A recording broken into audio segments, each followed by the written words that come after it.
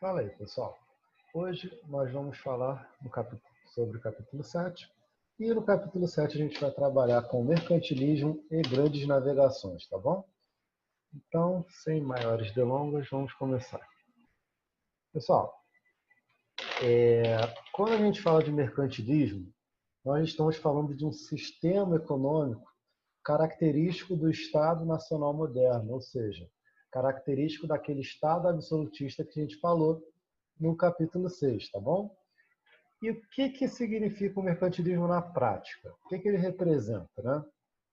Ele, gente, representa um conjunto de práticas e medidas econômicas do Estado absolutista. Ou seja, em outras palavras, é dizer que com o Estado absoluto, o rei vai interferir na economia. Então, cada reino absolutista teremos um rei e o rei vai definir quais as práticas econômicas, as práticas comerciais que a sua nação vai obedecer, tá bom? E por que isso vai ser feito dessa forma? Porque lembra lá que a gente conversou, né, sobre aquela aliança entre o rei e a burguesia?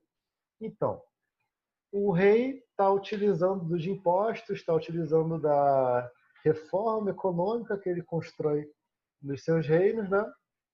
Esses reis constroem nos seus reinos, e assim ele consegue é, adquirir maior renda, né? Adquirir maiores riquezas.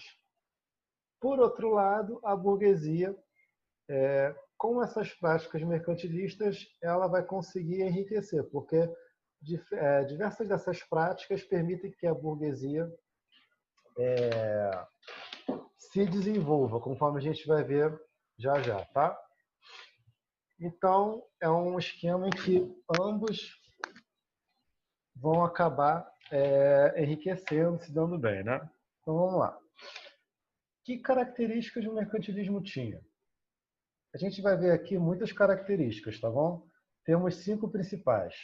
O metalismo, a balança comercial favorável, a produção de manufaturas, os monopólios comerciais e o pacto colonial. Tá?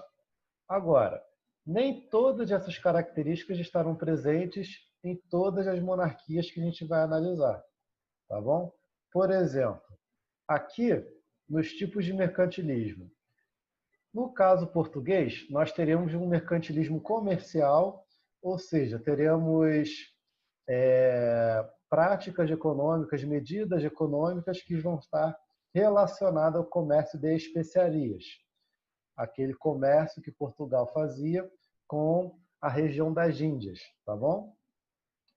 E passado um breve momento, né? Breve não, passado algumas décadas, o mercantilismo português vai se desenvolver com base agrícola, que vai ser o caso do Brasil, tá?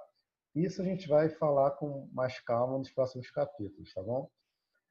No caso da Espanha, nós teremos também uma base agrícola, mas, sobretudo, o mercantilismo espanhol vai ser caracterizado com o metalismo, tá? Como a gente vê aqui nas características, o que é o metalismo? É o princípio que defendia que o enriquecimento dos estados dependia da acumulação de metais preciosos. Então, no caso da Espanha, nós teremos várias colônias espanholas aqui na América do Sul, e nessas colônias espanholas, a Espanha vai buscar cada vez mais adquirir, explorar, né, obter metais preciosos, como ouro e prata, porque nas suas colônias ela vai perceber que existem reservas de metais preciosos. Então, o mercantilismo espanhol vai ter como principal característica isso daqui. Tá? Não significa dizer que, no caso português, não teremos o metalismo e, no caso da Espanha, não teremos agricultura. Nós vamos ter também. Mas a principal característica mercantilista dessas nações são essas que eu estou falando para vocês agora, tá bom? Outras nações europeias também vão ter práticas mercantilistas, como a Inglaterra, a França e a Holanda. Só que essas serão diferentes do tradicional. Por quê? No caso da Inglaterra, as colônias inglesas elas não tinham lá tantos recursos naturais como tinham as colônias portuguesas e espanholas. Então, a Inglaterra ela vai desenvolver seu mercantilismo de uma outra maneira, da mesma forma que a França também vai e a Holanda também. Tá? No caso da Inglaterra, nós teremos um mercantilismo comercial, mas não vai ser um comércio de especiarias como era em Portugal, e sim um comércio de produtos manufaturados. Por que produtos manufaturados? Né? Vamos olhar aqui nas características do que significam esses produtos manufaturados. Produção de manufaturados, letra C, né? Transformação da matéria-prima retirada das colônias em produtos a serem comercializados na Europa. Ou seja, a Inglaterra vai aproveitar as suas colônias para pegar a matéria-prima que existe nelas, tá? As matérias-primas, e quando essas matérias-primas chegarem na Inglaterra, ela vai transformar elas em outros produtos. E com esses produtos a Inglaterra vai vender para o continente europeu e também vender diretamente para a sua colônia. Tá bom? E que produtos serão esses, sobretudo? Principalmente serão produtos têxteis, tá?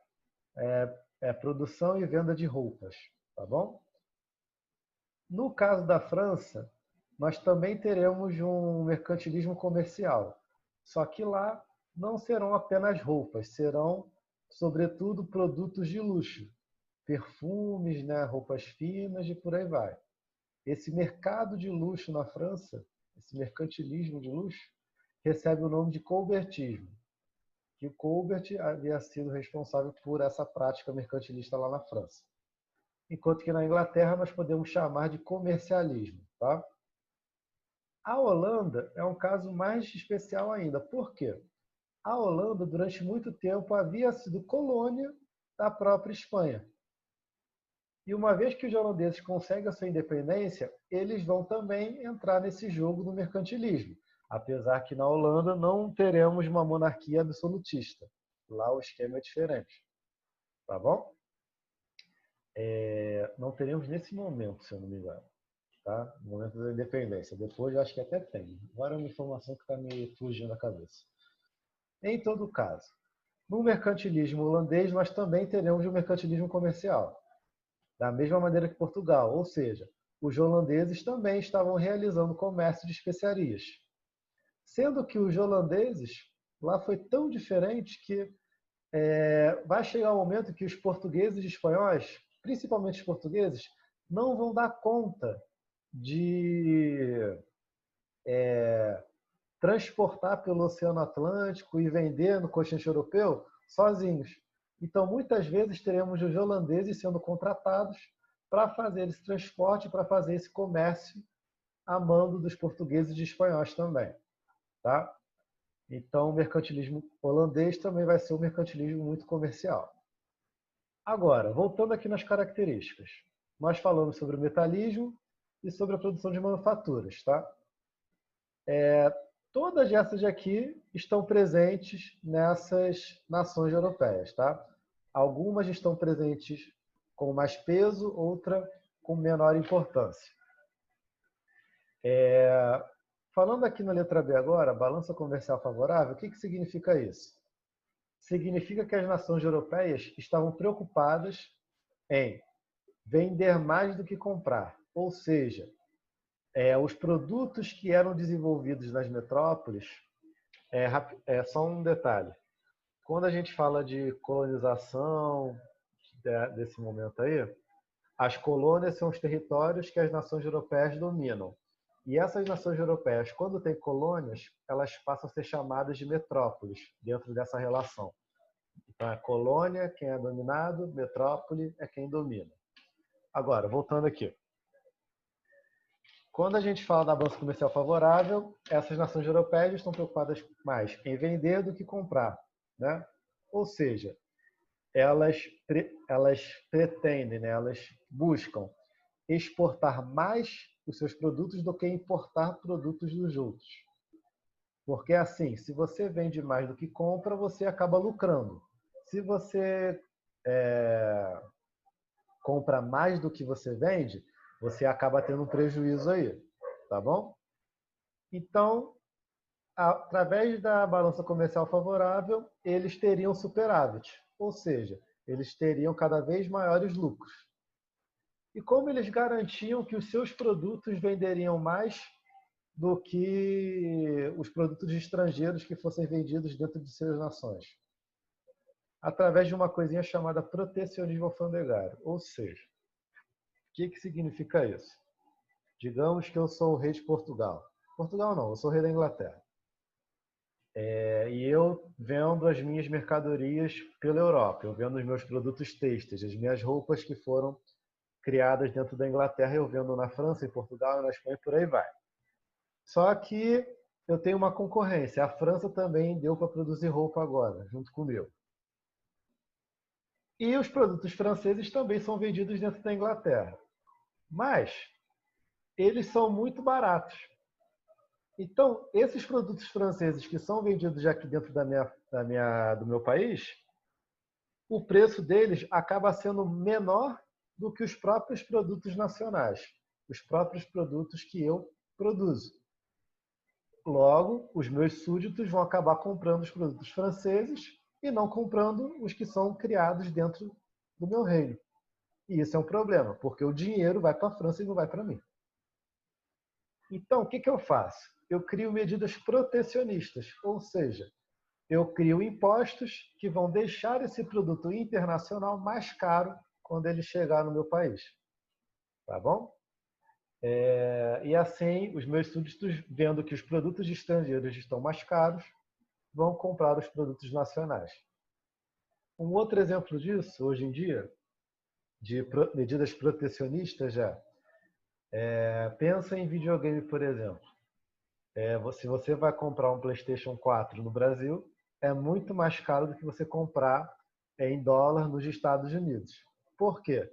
Porque existem juros, existem impostos dentro do país que tornam esse produto estrangeiro mais caro. É a mesma coisa que se você fosse vender café brasileiro dentro dos Estados Unidos. O café brasileiro lá ia ficar mais caro de ser vendido do que aqui. Porque lá eles vão proteger a economia nacional da mesma maneira que aqui a gente vai proteger a nossa. Tá? Isso a gente vai vendo com mais calma ao longo das próximas matérias também. Tudo isso aqui a gente vai ficar revendo até o fim do ano, estudando caso a caso em que isso aqui vai acontecer. A letra D, falando de monopólios comerciais, lembrando que a letra C a gente já falou antes. A letra D fala de monopólios comerciais. O que os reis vão fazer? Eles vão perceber que alguns produtos geram mais dinheiro do que outros. Então, vamos pegar agora o caso de Portugal. Na colonização do Brasil, a coroa portuguesa, a monarquia portuguesa, tem o monopólio do açúcar.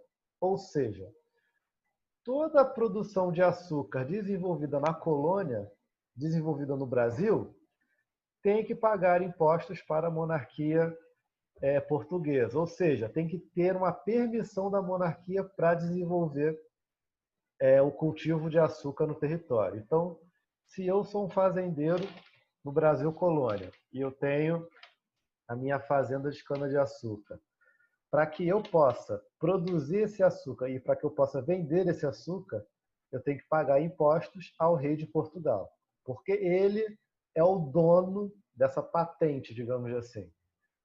Em outras palavras, eu preciso da permissão dele para poder ter a minha atividade econômica relacionada ao açúcar.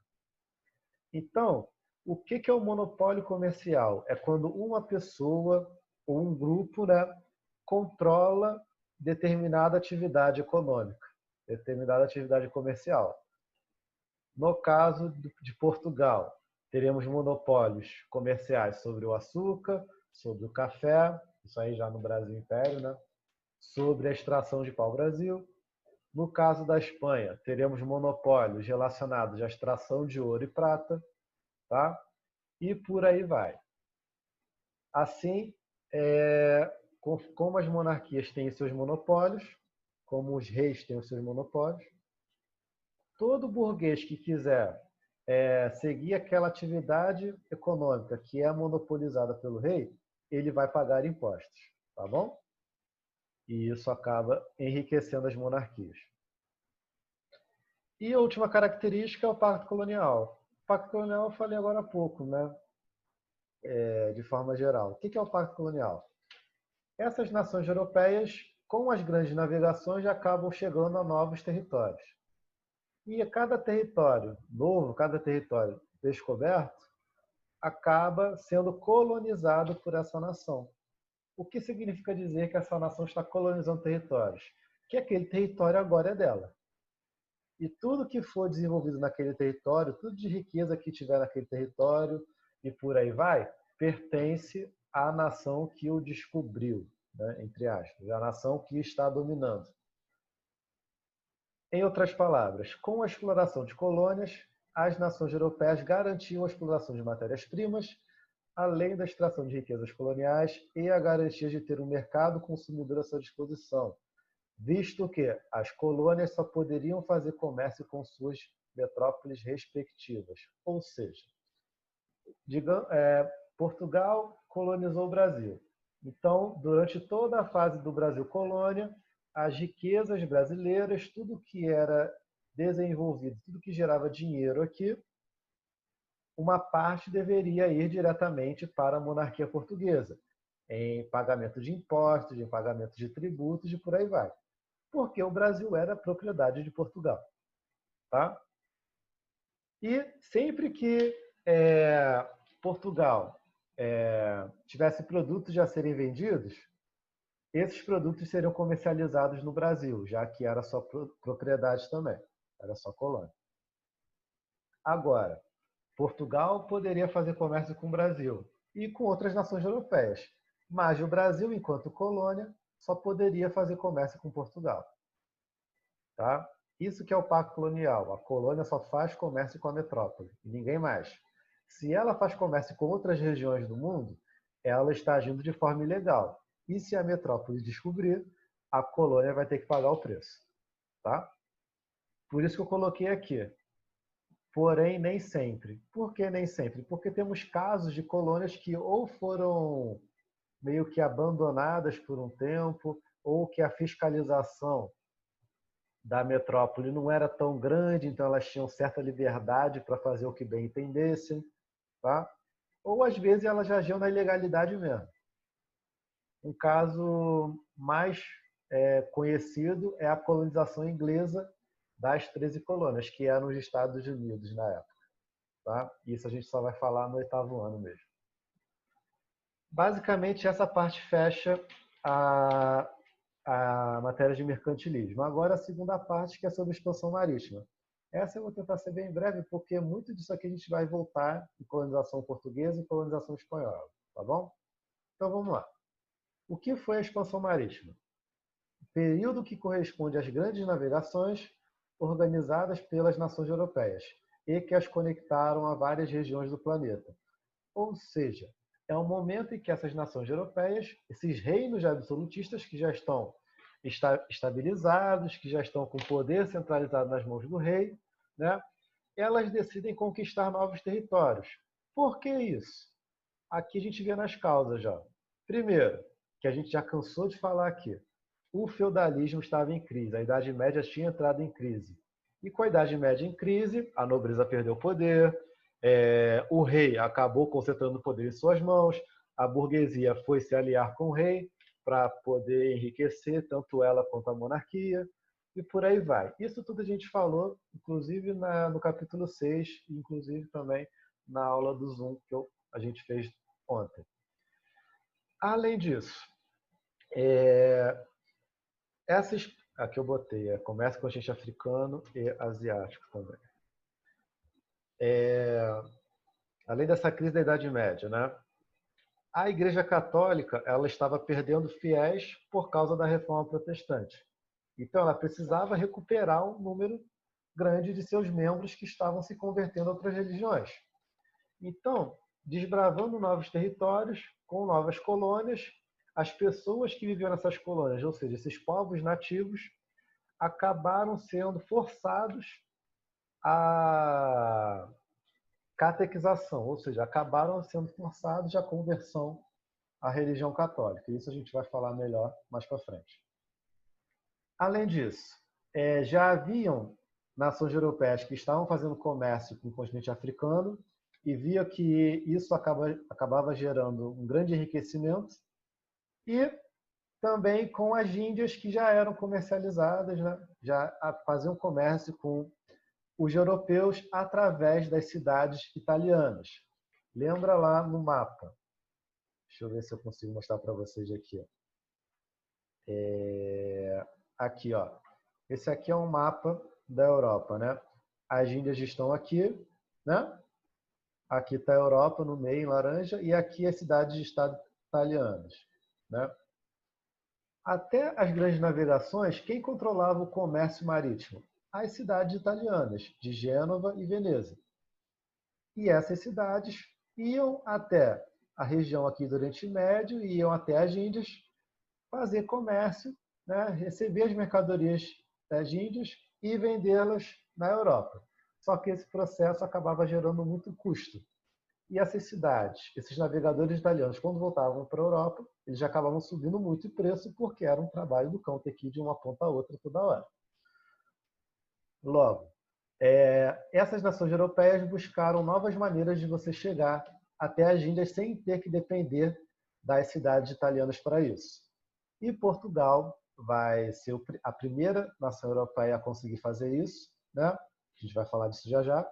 E a Espanha logo depois, tá bom? E com o passar do tempo, esse foco, esse eixo comercial do mar Mediterrâneo, que as cidades italianas controlavam, acaba mudando esse foco. Então, sai do mar Mediterrâneo e passa a ser o Oceano Atlântico, o grande foco das navegações. Mas disso a gente vai voltar já já. Então, continuando aqui.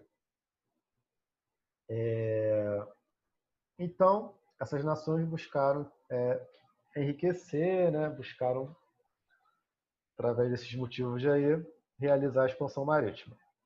Agora, por que Portugal começa na frente, né? Por que ele é pioneiro nesse processo?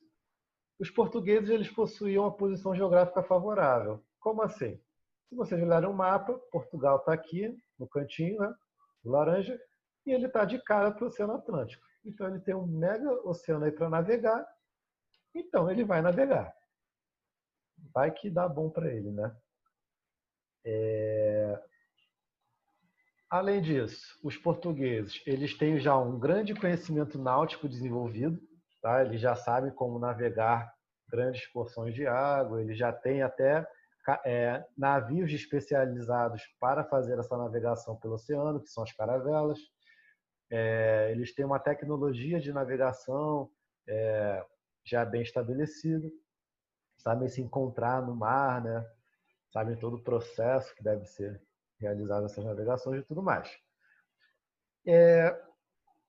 Isso, os historiadores entendem que esse conhecimento desenvolvido de Portugal, ele seria proveniente, ou seja, ele seria causado por uma escola de navegadores, que era a escola de Sagres, tá? Quando eu falo escola, não é tipo uma escola onde as pessoas vão estudar e vão embora, não. É uma escola enquanto um movimento intelectual que desenvolve as técnicas de navegação, ou seja, pessoas que estão lá pensando novas tecnologias para a navegação. Isso aqui teria recebido grande influência da ocupação muçulmana no território lá, quando os muçulmanos, quando os árabes dominaram a região de Portugal e Espanha. Então, com essa mistura de cultura, essa mistura de conhecimentos, teria acabado por desenvolver a escola de Sagres. Agora, a gente não tem certeza se essa escola de fato existiu, se esse movimento de fato ele é como a gente pensava, como a gente pensa, ou se foram pensadores que não tinham uma relação entre si e acabaram desenvolvendo por acaso, né? Não há 100% de certeza que foi assim que aconteceu a escola de Sagres, nem 100% de certeza que não teve relação nenhuma, tá? Então a gente considera que a escola de Sagres realmente existiu e a gente trabalha com essa possibilidade, tá? Com essa interpretação. Porque faltam fontes que nos deem a certeza da existência dessa escola. Além disso, Portugal foi a primeira grande nação absolutista a se centralizar. A gente tem que lembrar que Portugal já era uma nação desde o século XII, que a gente falou no capítulo passado, em 1139, né? É. E depois de 1385, em 1139, teve a independência de Portugal. Em 1385, teve a formação do reino, né, português lá, com a dinastia lá. Né? Dinastia de Avis, a Revolução de Avis. Quem tiver dúvida, só voltar na videoaula da semana passada. E Portugal tinha uma vantagem, não estava passando mais por guerras. Então, se não haviam guerras que os portugueses estavam participando, eles poderiam focar na sua expansão marítima, tá bom? E esses e outros motivos levaram os portugueses a saírem na frente nessas grandes navegações. E quais foram as primeiras grandes navegações aqui no 5, né? No caso de Portugal, vamos ser bem breve aqui. Em 1415, tivemos já a primeira grande conquista portuguesa, que foi a conquista da ilha de Celta. A ilha de Celta é uma ilha que ela está, não lembro se é essa daqui, esse pontinho, ou se ela está por aqui, que nem aparece no mapa. Mas é uma ilha ao norte da África, tá bom? E depois, peraí, que eu ruim aqui. Depois, em 1434, os portugueses vão atravessar o Cabo Bojador. Ou seja, o Cabo Bojador é essa região aqui da África, ó, esse litoral africano. Eles conseguem avançar esse cabo, que era bastante difícil para o momento, né? Navegar até ali. Mas eles conseguem. Depois disso, a próxima grande conquista vai ser em 1488, em que Bartolomeu Dias ele consegue contornar o Cabo das Tormentas, que é esse litoral aqui embaixo do continente africano. Ele era um cabo que era famoso por qualquer embarcação que passasse ali acabava naufragando. Só que ele foi o primeiro a conseguir contornar esse cabo. Aí ele contorna, fica aqui e volta. Porque isso é importante a gente saber. Não é porque o navegador ele passou de onde ele deveria passar que ele vai continuar navegando. Não. Digamos que aqui no Cabo Bojador, o cara foi lá, chegou no cabo, passou o cabo, montou uma colônia no litoral da África e voltou para Portugal para passar as novidades. E foi assim esse processo. Tanto que a gente vê várias setinhas indo e voltando. E no caso do Bartolomeu Dias, não foi diferente. Quando ele contornou o Cabo das Tormentas, ele passou a ser chamado de Cabo da Boa Esperança. E depois, 1498, temos Vasco da Gama, um outro navegador português, que ele vai seguir o litoral africano e é o primeiro a chegar nas Índias, tá bom? A gente até vê aqui a linha roxinha, tá? Que é a trajetória que ele fez até chegar nas Índias. 2 anos depois, com Pedro Álvares Cabral, nós teremos a chegada ao Brasil, que é a linha preta aqui. Ele deveria ir até as Índias, só que ele, por algum motivo, ele faz um desvio de rota e chega ao Brasil e depois volta para a sua missão original. Tá?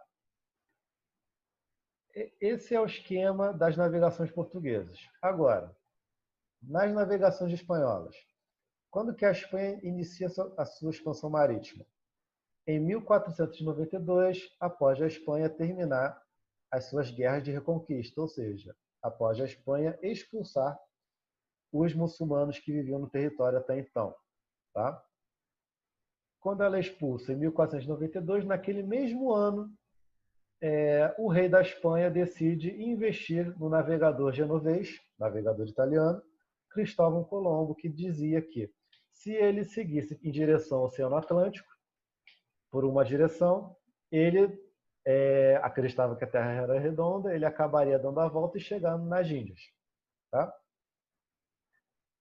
Então, vamos voltar para o mapa aqui. Não sei se eu tirei do mapa. Aqui está esquisito. Vamos voltar para o mapa. Aqui.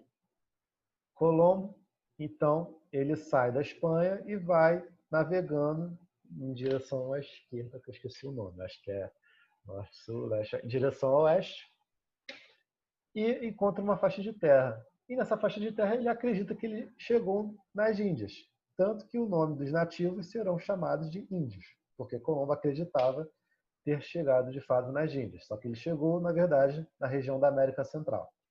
Então Colombo vai lá, fica animadão com essa descoberta e volta para a Espanha para avisar o rei. Alguns anos depois, em 1513, a região passa a ser chamada de América em homenagem a Américo Vespúcio, que havia sido um membro dessas navegações aí. E eles descobriram que a América de fato não corresponde às Índias, que Colombo ele já estava morto nesse momento e ele morre achando que realmente encontrou uma nova rota em direção às Índias. Em todo caso, em 1492 a gente tem a descoberta da América. Quando eu falo descoberta entre aspas, gente, é porque já havia gente aqui. Então você não descobre nada que já existia, né? Que já tinha gente que já vivia naquela região. Então por isso que descoberta não é a palavra melhor, né? Não é a melhor palavra para se referir a isso. Mas então, em 1503 a região é passada a ser chamada de América e... Espera aí que bugou aqui. Espera aí. E tanto o caso espanhol quanto o caso português a gente vai ver mais para frente de novo. Agora, sobre a expansão marítima, quais foram as suas consequências principais? As cidades italianas vão entrar em crise porque elas não serão mais tão necessárias para fazer esse comércio de especiarias, já que os portugueses chegaram às Índias, os espanhóis estão viajando também. Tá? O eixo comercial que eu falei para vocês é deslocado, ou seja, o foco, o centro do comércio marítimo sai do mar Mediterrâneo e passa a ser o Oceano Atlântico.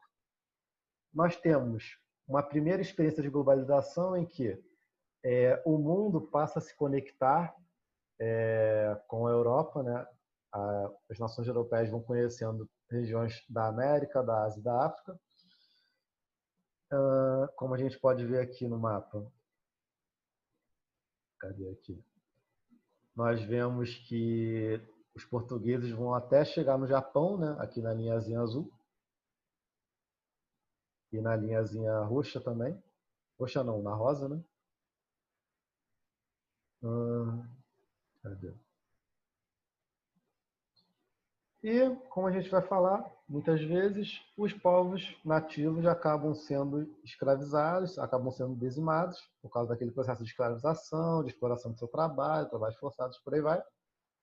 O negro africano, que já havia a experiência da escravidão na África, mas essa escravidão ela é intensificada, além da conta, ela atinge proporções inimagináveis até então. Isso a gente vai explicar melhor nas próximas aulas. Tá? E 2 tratados são criados que vão dividir o território americano para os portugueses e espanhóis. No caso, teremos a Bula Intercoeteira, que foi um documento, um tratado criado pelo Papa da época, em 1493, que decidiu dividir o território da América, que ainda não se havia uma noção da extensão territorial, mas eles tentaram dividir mesmo assim, em que uma parte seria para Portugal e outra parte para a Espanha, tá bom? Agora, se a gente pegar o mapa, deixa eu ver se consigo colocar aqui. Deixa eu ver se a gente vê na imagem. Aqui, essa imagem é boa.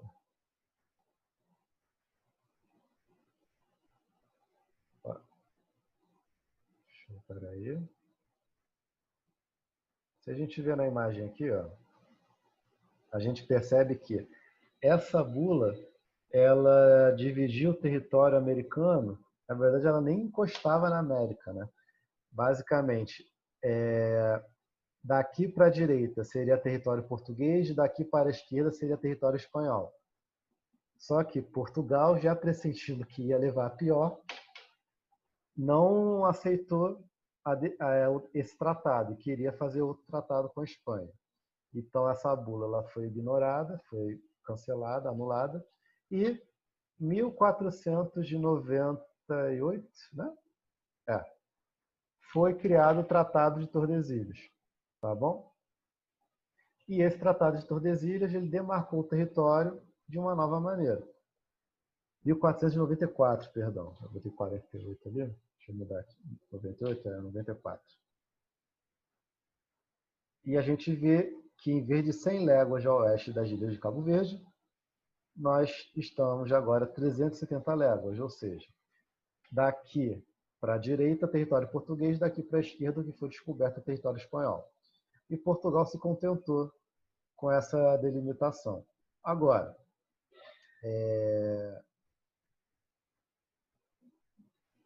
franceses, ingleses e holandeses não reconheceram a legalidade desse tratado, visto que eles ficaram de fora nessa divisão de terras.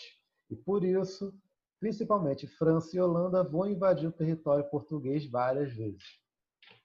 Tá? Pois não reconhecia. E até isso ser reconhecido vai demorar um tempo. Basicamente, essa é a matéria do capítulo 7, tá? A aula pode ter ficado um pouco grande, mas aí vocês pausem, descansem, continuem depois, tá? E para casa, todos os exercícios do capítulo 7, tá bom? Os de escrever e os de marcar que a gente vai corrigir no Zoom quando der. Semana que vem eu faço a videoaula de correção, tá bom? Basicamente é isso. Aquela revisão do site podem fazer até terça-feira antes da aula, eu estendi o prazo, tá? Qualquer dúvida, pessoal, só falar. Tchau, tchau.